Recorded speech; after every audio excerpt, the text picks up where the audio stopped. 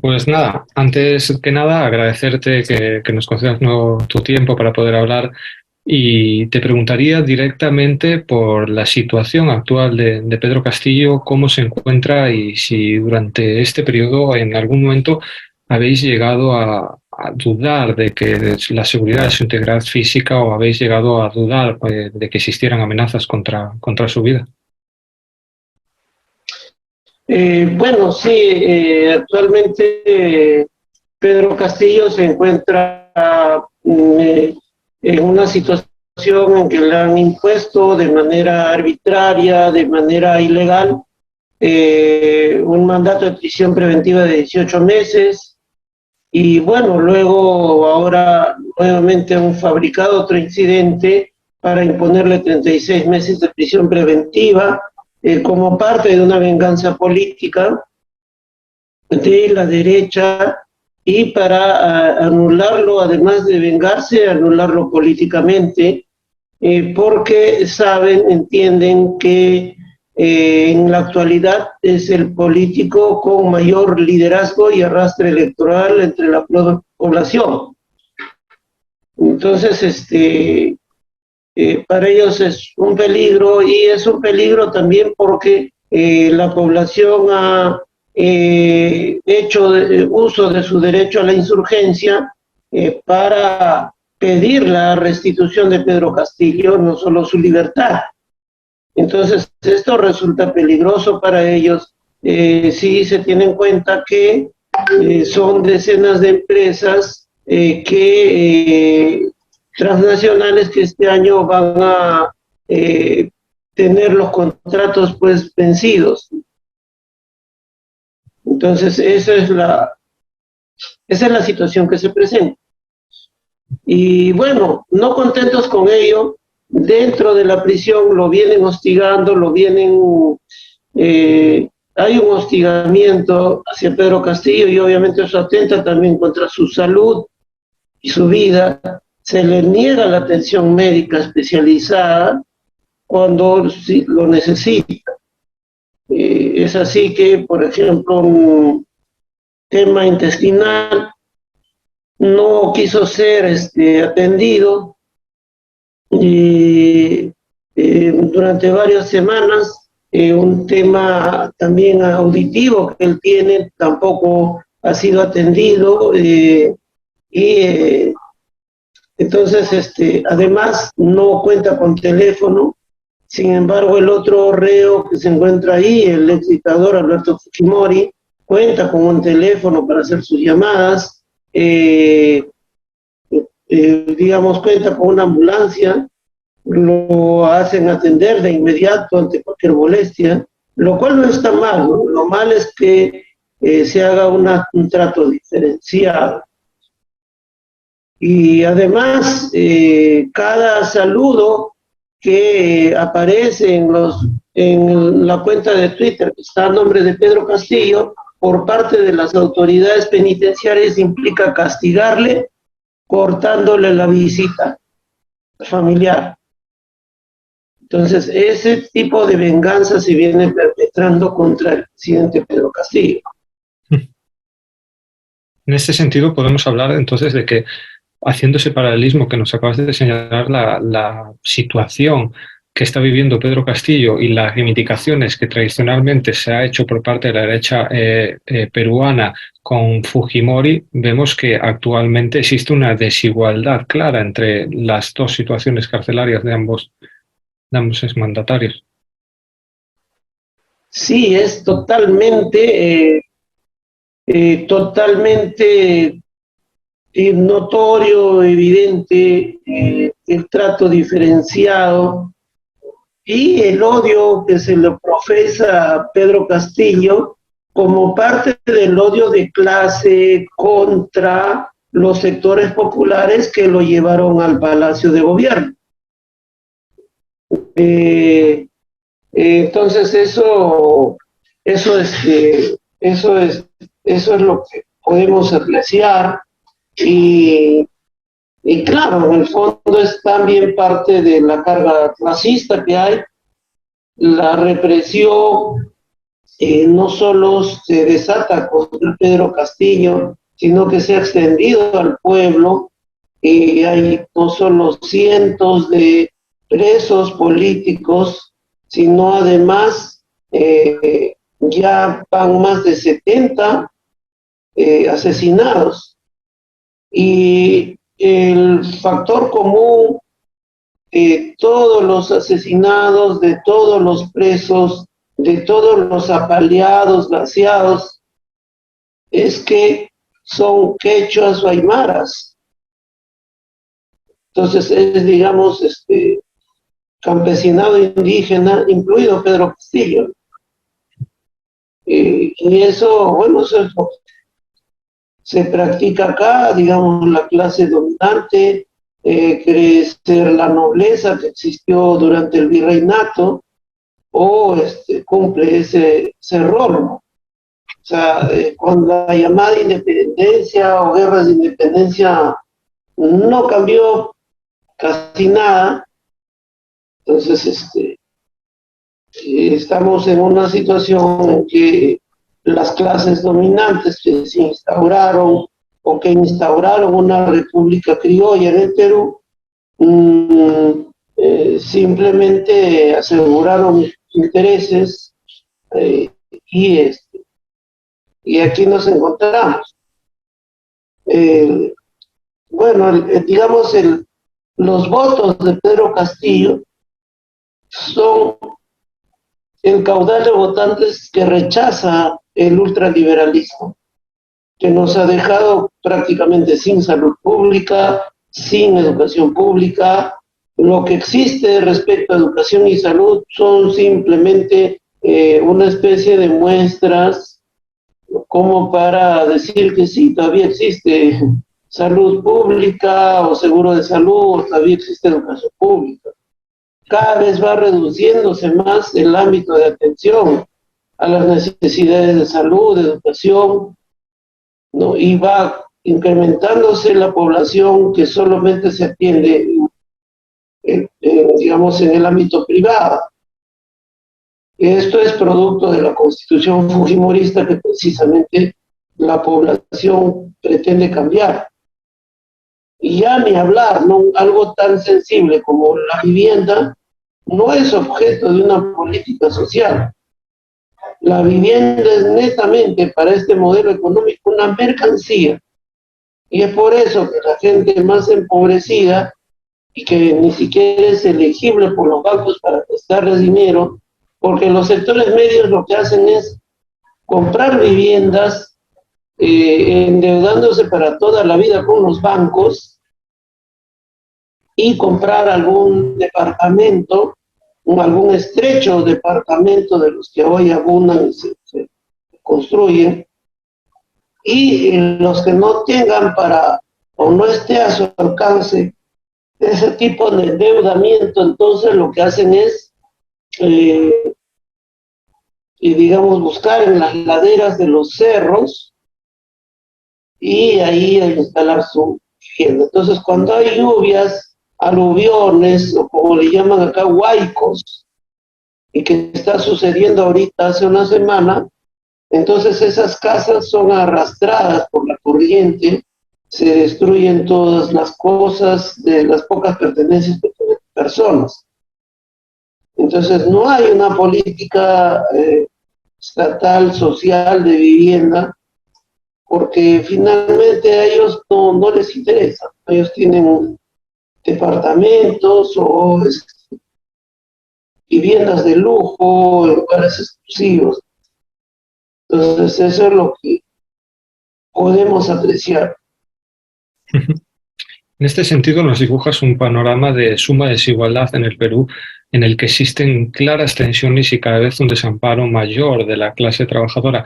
Y yo te preguntaría si esto también afecta directamente a las garantías legales de la población de Perú y también, en este caso concreto, a las garantías legales del presidente Pedro Castillo. No sé si durante este proceso se están respetando esas debidas garantías legales, como te digo, no solo con Pedro Castillo, sino también con todo ese pueblo trabajador que está saliendo a la calle a protestar, a reclamar sus derechos y que en muchos casos está siendo represaliado y detenido por ello. Bien, desde el 7 de diciembre en el Perú, desde el 7 de diciembre pasado, no existe Estado de Derecho. Y la primera muestra de eso fue la forma arbitraria, abusiva, como se arrestó al presidente Pedro Castillo Terrones cuando éste se encontraba aún en funciones. Entonces lo arrestaron de una manera ilegal, invocando una flagrancia que no existía, porque no hay los hechos, la conducta que él ha desplegado no califica como delito. Ellos dicen delito de rebelión, pero el delito de rebelión requiere de un alzamiento armado. No existe acá ningún alzamiento armado. Entonces, hay esa circunstancia y luego se procede a llevarlo ante los jueces del sistema penal e imponerle prisión preventiva, cuando previamente debieron hacer un juicio político de acuerdo a la Constitución, artículos 99 y 100. Y paralelamente hacen un procedimiento de vacancia viciado, donde fue un procedimiento de vacancia donde no existía moción de vacancia. Es decir, sin moción de vacancia, sin que alguien formalmente y respetando el reglamento del Congreso lo haya pedido, simplemente se declaró la vacancia por consigna política. Y claro, luego han ido yendo en este camino los hermanos o compañeros detenidos en las movilizaciones y es lo que con ellos también ha continuado eso, es decir, no se ha respetado ni el debido proceso ni las garantías, el principio de legalidad, puesto que por el solo hecho de estar presentes en protestas, los han condenado por delitos de disturbios, por delitos de desobediencia a la autoridad.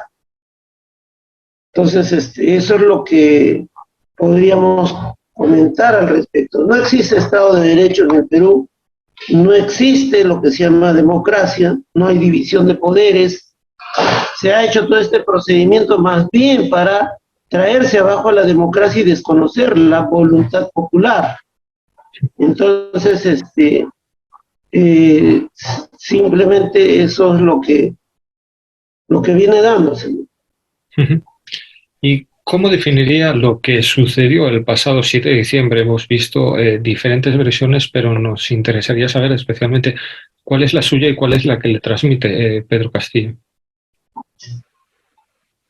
Bien, el 7 de diciembre pasado lo que ocurrió es que la derecha que maneja el Congreso de la República ya tenía preparado una celada contra el presidente para declarar la vacancia del cargo presidencial.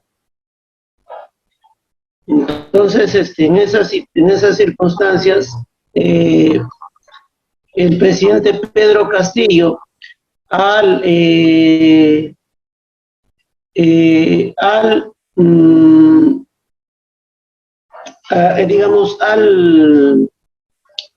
presidente Pedro Castillo, al verificar que ya se daba ya estaba todo planificado, confabulado, incluso más de 40 congresistas se habían pasado o acompadrado con la derecha para votar juntos por la vacancia de Pedro Castillo. Entonces es en esas circunstancias que él, considerando que era la última oportunidad para plantearlo, sale a leer un discurso donde pronuncia el cierre del Parlamento y la convocatoria a una asamblea popular constituyente, entre otras cosas. Entonces ese discurso simplemente se toma como pretexto para criminalizar una conducta que no es punible y también para acelerar su destitución. En este sentido, no sé si comparte a aquellos que siguen hablando a día de hoy de autogolpe, especialmente una versión que sigue sosteniendo la derecha peruana y de la que se hacen eco diferentes medios y sectores políticos en Europa. Bueno, sí, ellos hablan de golpe, de autogolpe, pero tal vez deberían indagar un poquito para definir su concepto de lo que es el autogolpe. O tal vez lo conozcan y simplemente lo repiten como parte de una narrativa para tapar el verdadero golpe que empezó previamente a que Pedro Castillo asume el mando presidencial, un golpe de largo aliento. Entonces, digamos, autogolpe o golpe implica un asalto violento del poder. Y acá, digamos, el ejemplo más nítido fue Alberto Fujimori el 5 de abril de 1992. Alberto Fujimori no simplemente pronunció un discurso. Antes de pronunciar el discurso, él ya tenía los tanques en las calles, todas las divisiones blindadas habían salido a ocupar las principales avenidas de Lima, habían salido tropas de infantería, ¿no? La aviación estaba pues sobrevolando los cielos como si se tratara de una operación militar. Entonces toda la ciudad estaba militarizada. Entonces eso es lo que podríamos, lo que diferencia de lo que se dio con Pedro Castillo, ¿no? Pedro Castillo no pudo movilizar, pero pues ni siquiera, digamos, alguna pieza militar.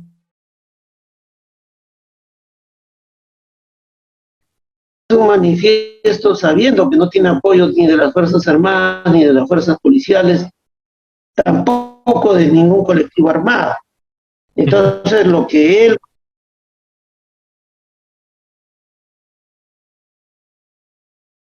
en el momento más, digamos, en el momento más perentorio, en el momento en que él sabía que su caída era inminente y no podía, digamos, no iba a haber otra ocasión para recoger esas banderas del pueblo o que clamaba el pueblo, la Asamblea Popular Constituyente, la nueva Constitución y, digamos, el cierre del Congreso. Entonces, lo que va a generar esto y luego se va a comprobar es cómo luego se confirma lo que tenía el presidente Castillo. Ya tenían los votos para vacarlo. Y eso se demostró cuando la 1:30 votaron y varios sectores, incluso de izquierda, votaron en bloque con el fascismo y la ultraderecha. Entonces ahora estos mismos salen a replicar esa narrativa, planteando, como tú dices, de que presentando a Pedro Castillo como un manipulable. Nada más falso, y lo que se pretende con esto es tapar la vergüenza que seguramente algo de vergüenza tienen y tapar esa vergüenza, pero yo creo que ese tatuaje político va a ser muy difícil de que se lo borre. Esto ya quedó en su historial político. Votaron en bloque con los fascistas y eso no lo van a poder cambiar por más que hagan narrativas, que por ahí incluso un abogado que estuvo en la defensa diga que Pedro Castillo tiene que pedir perdón, ¿no? Entonces eso que se lo pida a Dina Boluarte, ¿no? Si algún perdón tiene que pedir de repente, si es católica o creyente, bueno, que pida perdón si es algo de reguarda en la conciencia. Pero Pedro no tiene nada de qué pedir perdón. Más bien estos congresistas que así hablan, deberían pedirle perdón a Pedro y decirle, Pedro, perdón, porque te traicioné. ¿Consideras en este sentido Sí, perdón, que esta división en la izquierda, o lo que hasta ese momento se consideraba parte de la izquierda peruana, resulta vital para poder llegar al punto en el que nos encontramos ahora. Sí, porque además es una izquierda mmm, desarraigada de las bases sociales, de las bases populares que hoy se movilizan. El pueblo no se está movilizando gracias a ellos. Y si el pueblo no se hubiera movilizado, estarían muy contentos y abrazados con Dina Boluarte. Entonces es el pueblo que de los campesinos de la Sierra Sur, que obviamente no tiene partido político, que no tiene ONGs, que no tiene la logística, ¿no? Que no tiene pues medios de comunicación, que no tiene cuadros intelectuales, la que ha asumido un papel de vanguardia. Y es para mí la verdadera izquierda en el Perú. Es decir, existe una izquierda popular en el Perú, pero que no es orgánica porque no ha tenido las condiciones. Siempre se ha sembrado la idea de que los compañeros de izquierda que están en Lima son los políticos profesionales, los cuadros, los especialistas, los únicos que saben analizar. Siempre se han posesionado para hegemonizar y monopolizar, ¿no? Incluso en el triste papel que cumplen algunas ONGs, llevan al extremo de discriminar a, a los compañeros, ¿no? Entonces dicen, no, no, acá en este hecho en el que tú estás involucrado hay mucha violencia y entonces ya no te defendemos. O no vamos a poder ver el caso de Pedro Castillo porque tenemos discrepancias políticas con él. Entonces, bueno, practican pues muchos de ellos incluso la discriminación. Entonces, esta izquierda popular es la que tiene que, así como se ha automovilizado, autoconvocado, tiene que autoorganizarse, autoeducarse y, y comenzar o seguir cumpliendo su rol de señalar el camino, porque eso es lo que están haciendo. Entonces, me parece a mí un fenómeno bastante interesante, pero esa es la situación que se vive en el Perú. De hecho, hablábamos antes que en el momento en el que Pedro Castillo se dirige a la población peruana, lo hace precisamente buscando profundizar los mecanismos democráticos que vive el país y apelando precisamente al pueblo. Esto es una diferencia muy grande con lo que realmente consideramos un golpe de Estado en el que las fuerzas militares o la reacción intenta precisamente robar la voluntad popular. En este sentido, te quería preguntar si en algún momento realmente la burguesía peruana llegó a respetar esa voluntad popular, si se llegó a respetar los resultados electorales que daban a Pedro Castillo la presidencia del Perú. Nos hablabas antes de que esta situación viene de muy atrás, pero no sé si en algún momento llegaron a respetar este juego democrático si los intentos por desestabilizar el gobierno de Pedro Castillo se dan desde el minuto cero, digamos. Bueno, en ningún momento ellos han reconocido la voluntad popular. Es más, declarado, eh, declarado el triunfo de Pedro Castillo, bueno, ellos se dedicaron a hacer tinterilladas con los más renombrados estudios de abogados de Lima, pretendiendo que se declarara nulas las elecciones por un falso fraude que invocaron. Sin embargo, los magistrados del Jurado Nacional de Elecciones no cedieron a sus presiones. No cedieron a sus presiones y declararon a Pedro Castillo ganador. Y es más, Pedro Castillo recibe la banda presidencial y las credenciales, pero desde el primer día se dedicaron a sabotear desde el Congreso. Desde el primer día hubo obstruccionismo. Obstruccionismo. Entonces, Bueno, entonces esa es la situación que se dio y convirtieron prácticamente en un deporte los pedidos de vacancia. Si ellos no hicieron más pedidos de vacancias porque las legislaturas tienen una cierta duración y varios meses de intermedio, ¿no? Entonces, si no, ellos hubieran pedido pues 5, 6, 7 vacancias. Entonces se dedicaron a socavar. La fiscal de la Nación, elegida al inicio del gobierno de Castillo, se convirtió en una furibunda y pública opositora, que todos los días salía a dar declaraciones contra el presidente Castillo, etcétera, ¿no? Entonces el Poder Judicial tampoco nunca hizo ningún control de las garantías del debido proceso, y así por el estilo, pues, y hoy son los jueces, prácticamente se han convertido en jueces de una dictadura. Por lo que nos estás diciendo, podemos constatar que el presidente Pedro Castillo siempre ha tenido a gran parte del aparato judicial en contra, no ha contado con un apoyo decidido tampoco del aparato militar, por lo que parece que ese intento de autogolpe se desmonta, ya que vemos que no existían los mecanismos para intentar un autogolpe. El único mecanismo al que se ha apelado ha sido al pueblo peruano.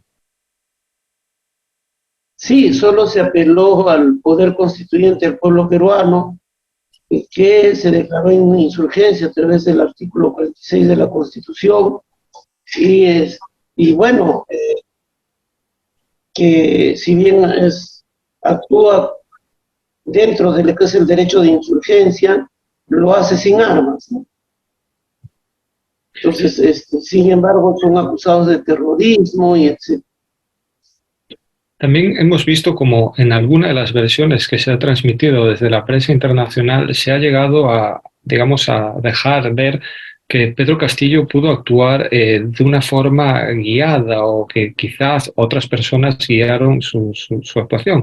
No sé si realmente en este sitio tiene sentido hablar de esa otra versión del complot y quiénes serían los responsables del mismo, o tal y como lo está señalando, estamos hablando de un intento de socavar la presidencia de Pedro Castillo desde un primer momento, si no existe esa otra versión que señalan algunos medios. Bueno, lo que se ha dado es una proclama, y claro, algunos políticos, algunos congresistas pretenden mostrar que la voluntad de Pedro Castillo se encontraba viciada, nada más falso.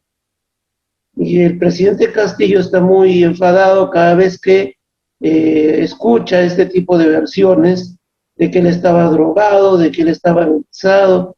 No existió nada de eso. El presidente Castillo estaba plenamente consciente, y en su papel, en su faceta de liderazgo, tenía que, y fue consciente de que tenía que asumir muy pronto una posición, y asumió la posición del sector popular, y poniendo en riesgo su propia libertad, que finalmente ha sido quebrantada por la derecha. Eso es lo que podemos decir. Y no sé si en este sentido has tenido la oportunidad de hablar con el presidente Castillo y si él, haciendo reflexión a día de hoy, considera que esos pasos adelante de cara a buscar una reafirmación del poder popular los pudo haber dado antes. Cierto es que la coyuntura era la que era y vemos como los poderes que estaban intentando derrocarlo eran poderosos y activos, pero no sé si él considera que ese intento de constituyente, ese intento de erogar más poder en la población es algo que quizás a día de hoy pudiera haber dado en algún momento anterior. Bueno, claro, creo que si se hiciera un balance, habría muchas cosas a evaluar, pero creo que no sería oportuno un balance a estas alturas. Entonces,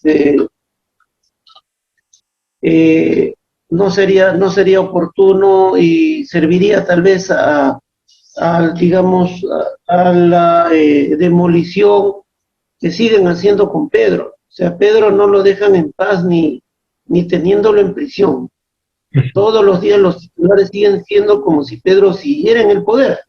Sigue siendo el enemigo público número uno para la prensa. Entonces, bueno, sí, yo también he tenido mis opiniones que me corresponde tal vez guardarlas para mejor momento, pero lo concreto es que el pueblo, digamos, tomó este mensaje de la mejor manera. Digamos, esto sirvió para que tuviera, digamos, tuviera una señal frente a la cual plantear, pues, que debía de lucharse, y eso es lo que está haciendo. Entonces, los que están disconformes con el mensaje son los de la derecha que integran la dictadura, cuyo mascarón de prueba es Dina Boluarte, y, bueno, algunos políticos profesionales de izquierda. La gente movilizada no se hace problemas, al contrario, ellos conciben de que ellos le exigían a Pedro que tomara posición por esos puntos, y que al final lo hizo. Entonces dicen, no puedo dejar de luchar, dicen en sus términos, porque por mi culpa él está preso. Porque dicen, muy fácil hubiera sido para él dejar de dar ese mensaje, no hacerse problemas y buscar ponerse a buen recaudo. Pero él en ese momento pensó en nosotros, dice, no, y pronunció el discurso con los puntos que nosotros le exigíamos a lo largo de todo su gobierno. Entonces es por eso que tenemos obligación de defender. Entonces vemos otra lógica, otra visión de las cosas. Entonces, nuevamente ahí hay un desencuentro entre los políticos profesionales, cancheros, como le dicen acá en Lima, y que están afincados en Lima, de la población movilizada. Son dos mentalidades. Lamentablemente, incluida la izquierda, todo, digamos, este contingente de políticos, tiene que irse y tiene que dar paso a nuevos cuadros que surjan de abajo. Sur, seguramente hay muchos jóvenes con un verdadero espíritu para cambiar la patria y previamente rescatarla de esta banda de fascinerosos que han asaltado el poder. Me parece especialmente importante destacar esto que nos estás contando, en el que la población movilizada agradece el gesto de Pedro Castillo, que efectivamente él se ha jugado su integridad. Él ahora mismo está en prisión precisamente por ponerse del lado del pueblo, por responder a las peticiones del pueblo, y eso ha sido respondido por parte de la población peruana, que a día de hoy sigue movilizándose, sigue combatiendo a la represión de este Estado, podemos decir que dictatorial, que dicta ahora mismo en Perú. Y no sé si Pedro Castillo es realmente consciente de la movilización popular que vive actualmente el país. No sé si le están permitiendo que le llegue la información y que sea consciente de lo que pide el pueblo, de que tiene a un pueblo respaldándolo en las calles y exigiendo que se profundice las medidas que él quiso poner sobre la mesa. Sí, aunque la dictadura, los agentes a su servicio tratan de desinformar a Pedro, y varias veces le han dicho de que ya no se moviliza nadie. Ayer me preguntó, ¿es cierto eso? Es totalmente falso, le digo. Vengo y he pasado por una marcha. Numéricamente no será lo mismo, va a volver, tiene sus flujos y reflujos, pero la población sigue en una actitud de rebeldía.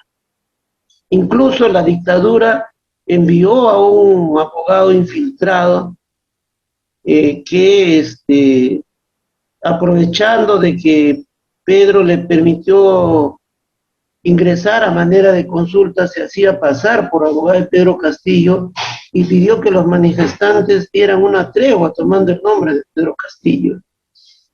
Entonces, trabajan también en el servicio de inteligencia del gobierno para, digamos, romper esa ligazón, esa vinculación entre Pedro y la masa de manifestantes, que este sábado está anunciando una movilización a nivel nacional, dado que se cumplen 100 días de dictadura. Esto que acabas de decir me parece muy importante resaltarlo, porque tal y como estás diciendo, se intenta hacer una guerra sucia desde el régimen de Dina Boluarte para, en el nombre de Pedro Castillo, intentar desmovilizar a la población. Por eso me gustaría recalcarlo, ¿cuál es la opinión que tiene Pedro Castillo ahora mismo de las movilizaciones? Él sigue considerando que son necesarias y que ese es el camino de la lucha. Sí, lo sigue considerando así. Igual, nosotros como defensa, yo particularmente me auno a esa postura y a esa visión, y considero y siempre decimos que los primeros defensores de Pedro Castillo, de la democracia, de la voluntad popular, tal vez no somos los abogados, no soy yo, sino son los compañeros que están en primera línea peleando en los caminos, en las carreteras, en las calles, en las plazas. Entonces, ellos son los verdaderos defensores, y yo siento profunda admiración y respeto por los compañeros que están cumpliendo ese rol. Simplemente yo cumplo un rol coaxial, un rol complementario al darle formalidades jurídicas a esta lucha, pero no de ninguna manera podría tener la trascendencia, la importancia, no solo política, sino también histórica y social, de la movilización en el terreno mismo. Eso para deslindar con posturas de tipo legalista, ¿no?, que decían y aún piensan de que lo que hay que hacer para buscar la libertad de Pedro Castillo es buscar un staff de abogados de lujo.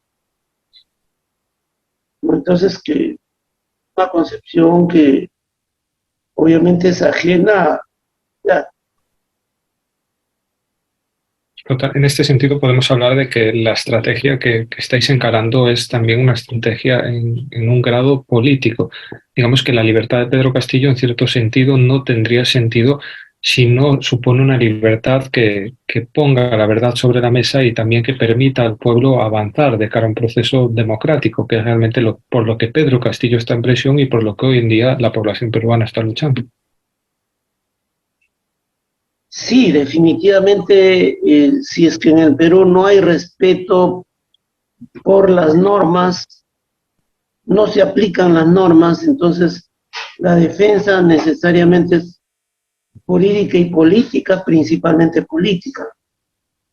Y eso es lo que hacemos, esforzarnos por sintonizar con los planteamientos del camino popular, de las organizaciones, y en ese sentido realizar una campaña nacional e internacional por la libertad de Pedro Castillo Terrones y por el derrocamiento de la dictadura genocida.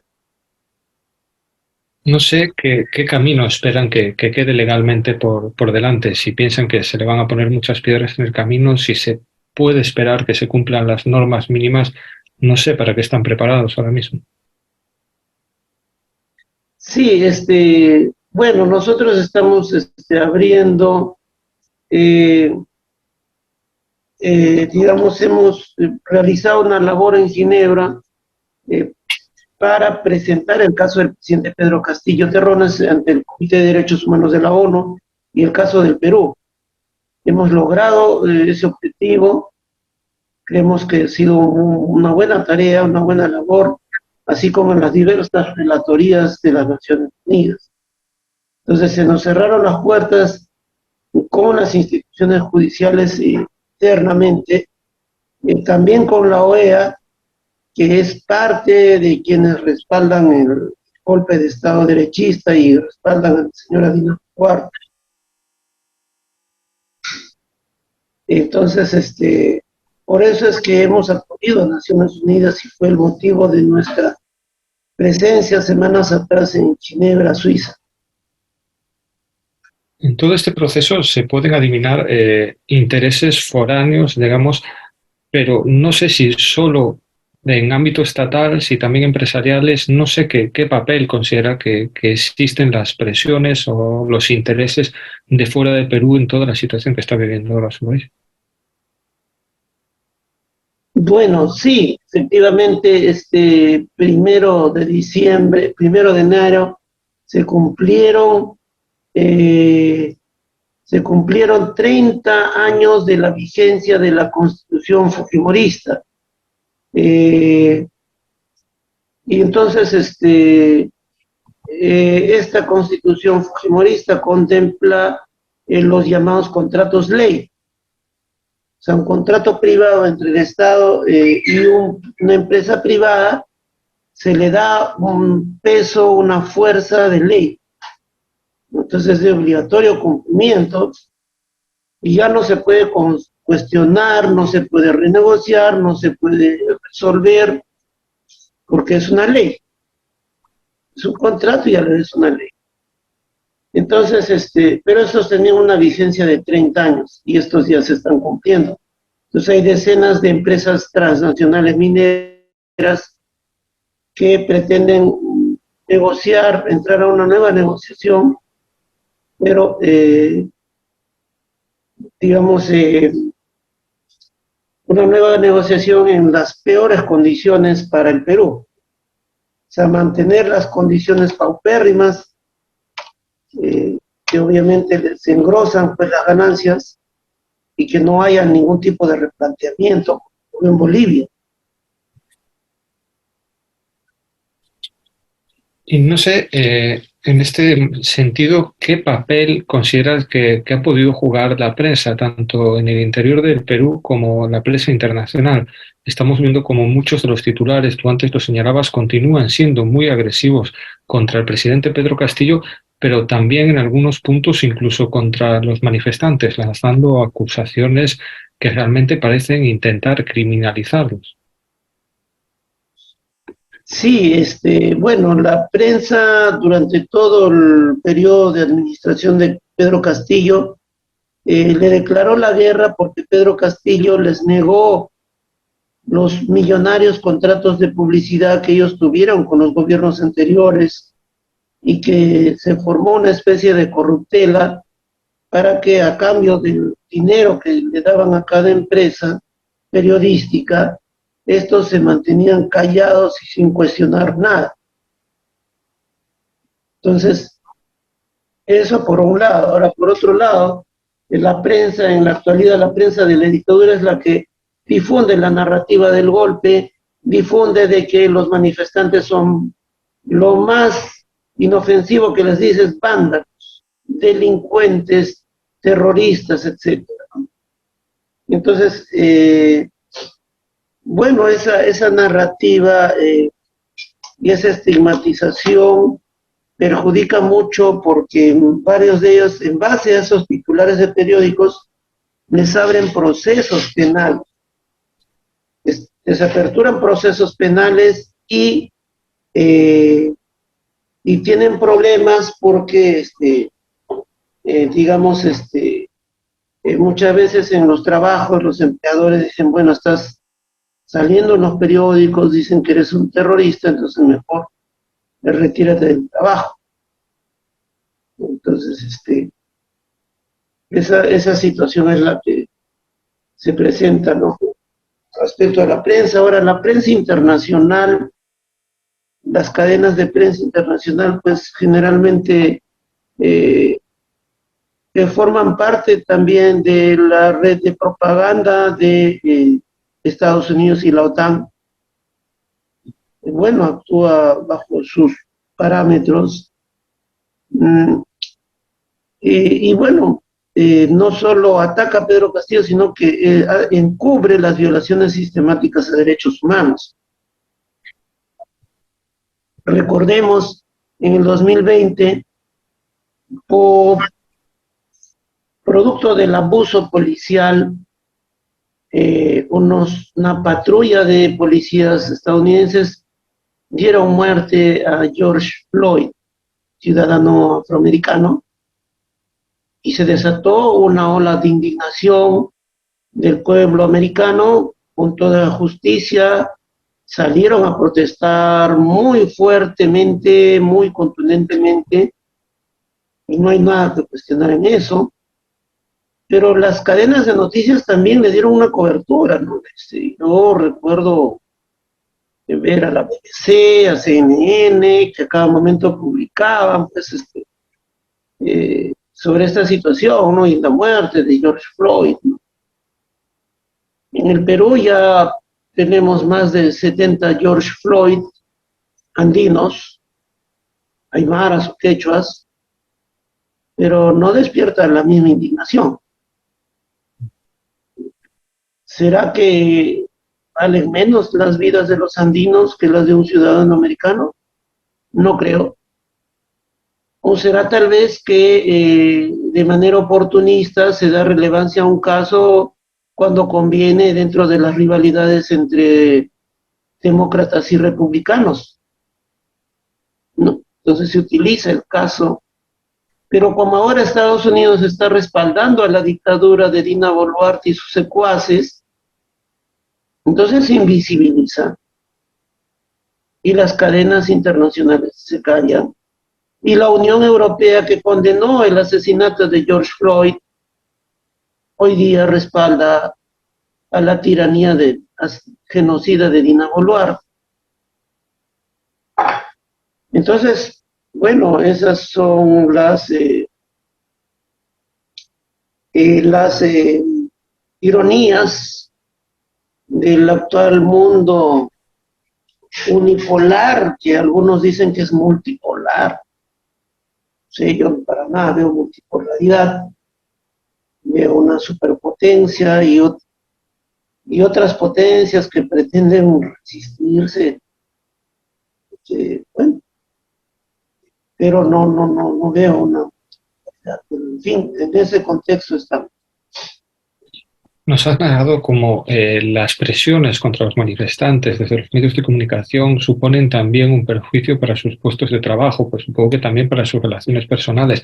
Hemos visto cómo incluso a muchos de ellos se les ha acusado de terrorismo, incluso se ha rescatado el viejo fantasma del Sendero Luminoso, e incluso la Policía Nacional del Perú ha llegado a hacer redadas buscando libros de Lenin o Marx, como si esto supusiera algún tipo de delito. También poner sobre la mesa todos los compañeros y compañeras que han muerto en Perú simplemente por pedir democracia.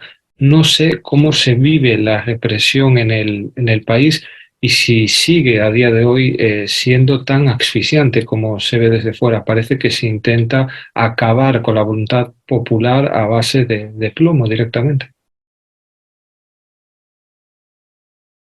Sí, bueno, ocurrió bastante notorio, digamos, en los procedimientos macartistas de la policía peruana y de la fiscalía, en la cual ya tienen una tradición, ¿no? Pero esta vez se ha potenciado, se ha desbordado, se rebalsan en su intolerancia a cualquier corriente marxista o digamos de cuestionamiento al orden social.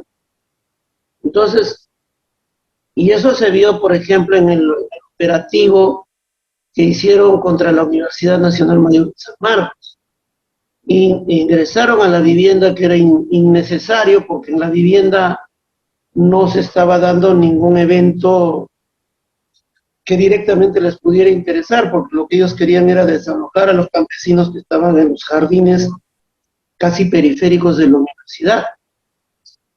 Pero ingresaron y les incautaron a los jóvenes estudiantes, efectivamente, libros de Marx, tomos del Capital, del Manifiesto Comunista, libros de Lenin, libros de Mariátegui, que consideramos que es el primer marxista que hizo una interpretación en el continente, intentó aplicar, bueno, al menos a un país en concreto, aplicó, digamos, y hizo un diagnóstico marxista de la sociedad peruana. Y bueno, ese tipo de folletos, ¿no? Por ahí algunas biografías del Che Guevara, o entrevistas a Fidel Castro, eh, por ahí alguna biografía de Joseph Stalin. Entonces, pero, no, digamos, vayamos, digamos, al grado de brutalidad, o sea, bueno, parecían tropas nazis, y solo les faltó hacer una pira ahí en el centro, ¿no?, del campus y quemar todos los libros marxistas. Entonces, entonces eso es, a ese nivel han llegado, y eso lo utilizan como indicio de pertenencia a una organización terrorista. Y esa es una práctica que viene hace años. Yo escribí un comentario a raíz de que hubo un taller en una facultad de letras de San Marcos donde se estudiaba marxismo y se hizo un taller de verano de marxismo o de introducción al marxismo y entró la policía antiterrorista. Porque, que si se estudia el marxismo, entonces acá hay una organización terrorista. Entonces, bueno, hay bastante de esa situación. Se persigue por ideas. Y no sé si también esta represión vive un eje diferencial entre lo que sería Lima, la capital, y la periferia del país. No sé también si en esto podemos hablar de un componente racista o clasista marcado a la hora de ejercer esa represión. Estamos viendo cómo realmente la periferia del país se está movilizando con mucha más potencia o una forma más sostenida en el tiempo, y también es ahí donde el gobierno de Dina Boluarte está ejerciendo una represión mayor. Sí, sucede que claro, hay una diferenciación. Por ejemplo, hablan algunos organismos de derechos humanos, y lo hemos escuchado también en las Naciones Unidas en la oportunidad que hemos tenido de ir a Ginebra. Entonces, se habla de el uso excesivo de la fuerza, pero acá el problema no solo es uso excesivo de la fuerza, porque el uso excesivo de la fuerza está referido a la proporcionalidad del uso de medios disuasivos o dispersantes de multitudes. Y para dispersar multitudes, los estados no pueden usar cualquier medio. Son un determinado catálogo de herramientas represivas que ellos pueden usar. Entonces, por ejemplo, están los gases lacrimógenos, bueno, en algunos casos permiten el tema de, estaba en discusión, digamos, el tema de que si se usaran balas de goma o no, pero, digamos, esto tiene un límite, y las armas de guerra no son parte de estos procedimientos o técnicas. No, no son, porque ya si se usan armas de guerra, ya hay indicios de un genocidio. Entonces, lo que hace la dictadura o la policía de la dictadura es que en las regiones de la Sierra Sur utilizan armamento de guerra, y en Lima sí se utiliza herramientas para la dispersión de multitudes. Entonces, esa es la diferencia, digamos, geográfica y racista, ¿no? Que se aplica, ¿no? Balas de fusil de guerra para los del sur, y para los de Lima bombas lacrimógenas. Bueno, que no quiere decir que en Lima hagan uso proporcional de la fuerza, Acá en Lima sí, pues de hecho hacen un uso abusivo y desproporcionado de la fuerza. Entonces, eso es lo que podríamos comentar. No sé si consideras que tarde o temprano el gobierno de Dina Boluarte tendrá que pagar por la violencia ejercida sobre su mandato en estos momentos.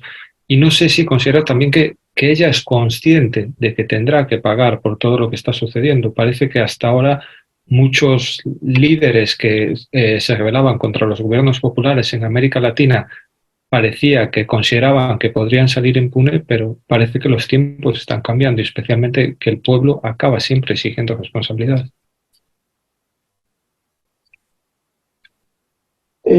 Claro, digamos,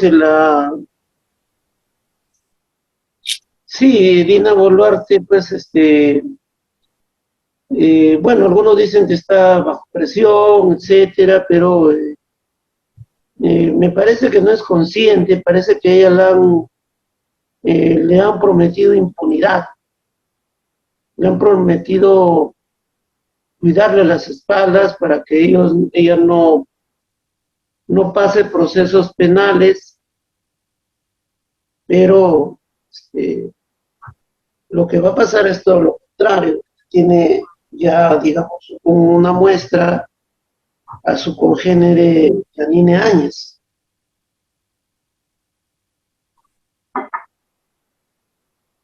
Y bueno, claro, lo que se avisora es la caída porque el aislamiento internacional es cada vez mayor. Y haremos lo posible en que ese aislamiento, ese desenmascaramiento se intensifique. No sé si el presidente Pedro Castillo realmente llegó a pensar en algún momento que ella podría jugar el papel que está jugando en toda esta represión y esta dictadura realmente que está viviendo Perú. No sé si se esperaba que Dina Boluarte pudiera mostrar la cara que está mostrando. Claro, bueno, no sé, no, a veces no da el tiempo para hablar de todos esos temas. Sería muy interesante saber cómo se comportó, pero bueno, las versiones de Pedro y de los más cercanos que estuvieron en el gobierno es que siempre tuvo ella una actitud puestista, ¿no? Una actitud de asegurar que no la saquen del ministerio y que mientras esté en el ministerio ella estaba feliz pues manejando su ministerio.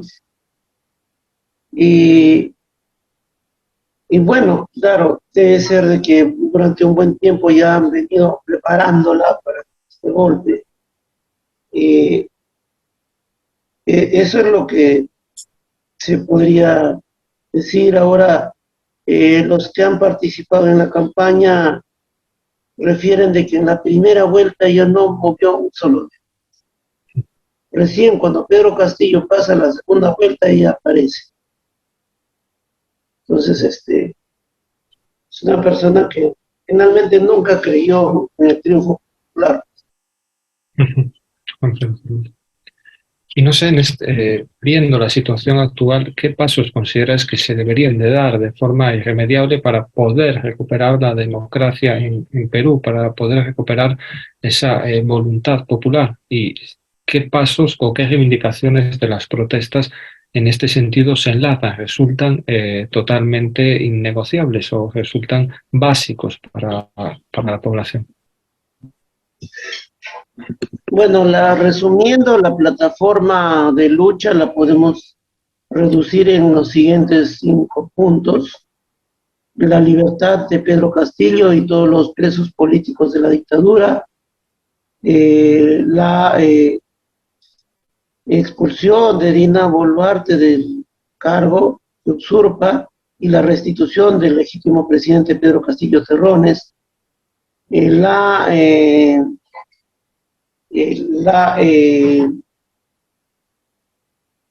el cierre del Parlamento y la convocatoria a una Asamblea Popular Constituyente, el juicio y sanción a los asesinos del pueblo peruano, y finalmente una nueva constitución pluricultural que asegure derechos económicos y sociales para todos los peruanos, de acuerdo a los últimos avances en este siglo XXI. En eso lo resumiría. En Europa se habla mucho por algunos sectores de, digamos, de una izquierda un poquito más domesticada, podemos hablarlo así, de que no resultaría necesario restituir a Pedro el Castillo, sino simplemente avanzar en un proceso constituyente. Esta es una pequeña reflexión que yo hago, pero que me interesa tu opinión. Yo siempre he defendido que si no se restituye a Pedro Castillo, si no se restituye al presidente legítimo que ha elegido la voluntad popular, se está dando el ejemplo a las oligarquías y a los poderes que lo han podido encarcelar, de que ellos tienen al final una decisión primera o que prima por encima de la voluntad popular. No sé si tú compartes de que precisamente la importancia de restituir a Pedro Castillo no es tanto por la propia persona del presidente, sino porque él representa la voluntad popular, representa el poder que es el pueblo. Claro, sí, plenamente, y es la posición que nosotros defendemos. Claro, hay quienes dicen no es tan importante la restitución de Pedro Castillo, no es tan importante el papel de Pedro Castillo. Y claro, entre líneas nos están diciendo lo importante es mi candidatura. Eso nos dicen, ¿no?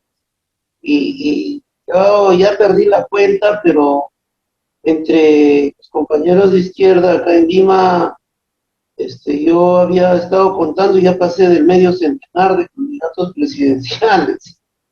Entonces están viviendo una realidad paralela o no sé, de otras dimensiones, ¿no? Yo no creía mucho en esto del esoterismo, de la astrología, pero parece que andan en esa onda estos compañeros. Están soñando con sus candidaturas y claro, lo que están haciendo es simplemente capitular o tirar por la borda una bandera concreta que es la voluntad popular y que finalmente es el hilo conductor de todos estos hechos desde que Pedro Castillo gana las elecciones, pasando por el 7 de diciembre, que pasan a una fase en que ellos logran concretar esa revocatoria que quisieron ellos y que finalmente lograron. Entonces, por respeto a la voluntad popular, se tiene que reclamar la restitución de Pedro Castillo Terrón. Porque lo otro es que, ¿qué nos están diciendo? Que ellos quieren nuevas elecciones y no exigen que Dina Boluarte renuncie, es decir, nuevas elecciones con Dina bien sentada en el Palacio de Gobierno. Entonces, ese es, digamos, un escenario que creo que es oportunista y que no sirve por lo peruano. Y ya para terminar, te preguntaría cómo se puede ayudar desde la comunidad internacional, cómo podemos ayudar a otros pueblos para que este proceso realmente histórico en el que el pueblo peruano está saliendo a la calle para reclamar sus derechos, pero también para avanzar en una democracia más firme, pueda salir adelante. No sé qué está en nuestra mano o qué podemos hacer para empujar también a ese Perú que pide democracia y libertad. Sí, bueno, saludamos en la pregunta y creo que, bueno, como toda pregunta tiene de fondo una postura y es una postura muy loable de un espíritu internacionalista tan venido a menos y lo agradecemos. Claro, lo que tendrían que hacer los compañeros en otros países es, bueno, acá se ha puesto de relieve esa consigna de que solo el pueblo salva al pueblo. Y claro, solo el pueblo ayuda al pueblo y solo al pueblo peruano solo lo van a ayudar los pueblos del mundo. Entonces, porque justamente anteayer en una conferencia de prensa me preguntaron preguntaban, ¿usted confía en las Naciones Unidas? Entonces decíamos que más que en las Naciones Unidas confiamos en los pueblos unidos, ¿no? Entonces algo urgente que necesitamos es romper el cerco informativo, revertir la narrativa de la dictadura, que es la narrativa de los gringos, ¿no? Que acá sin el respaldo de Estados Unidos no habrían 70 muertos. En parte Estados Unidos es responsable de este genocidio, porque sin el respaldo de ellos, Dina Boluarte no hubiera durado ni media semana. En 3 o 4 días, con esta movilización popular, esa señora hubiera caído. Ya anteriormente cayó el señor, un anterior presidente transitorio, Merino, cuando se produjeron 2 homicidios, así también por parte de la policía, y este señor de inmediato salió a renunciar.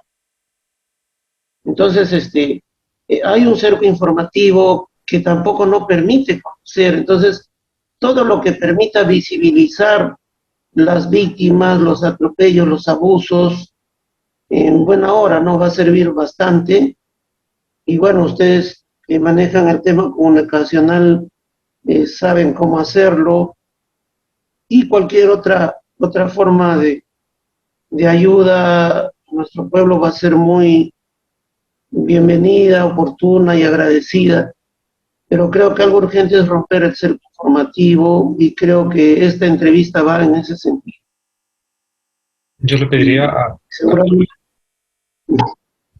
todos los compañeros y las compañeras que escuchen esta entrevista que la difundan, que no se olviden de las personas que en Perú han dado su vida por esta lucha, los que siguen manifestándose, y que rompamos esa inmediatez de la información, que no ha pasado el momento de Perú, que siguen luchando en la calle, seguir luchando en la calle, y que esta lucha solo se terminará cuando Pedro Castillo esté en libertad y el pueblo peruano pueda ejercer sus derechos y transformar el país para convertirlo en aquello por lo que están luchando. O sea que nosotros intentaremos dar esa batalla mediática, pero como tú bien dices, compañero, al final es el pueblo el que sabe al pueblo, y son todos los que nos están escuchando los que tienen esa tarea de hacer que vuestra voz cada día llegue a muchas más personas.